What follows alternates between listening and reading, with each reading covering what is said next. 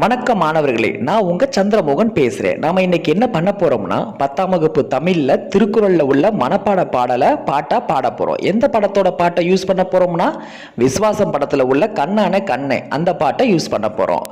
10ஆம் வகுப்பு அரசு பொதுத் தேர்வுல கண்டிப்பா ஒரு திருக்குறள் வரும். அதனால நல்லா படிச்சுட்டு போங்க. நம்ம வீடியோ பார்க்கறதுக்கு முன்னாடி நம்ம சேனலை சப்ஸ்கிரைப் பண்ணாதவங்க சப்ஸ்கிரைப் பண்ணிருங்க. மறக்காம பெல் பட்டனை கிளிக் பண்ணிருங்க.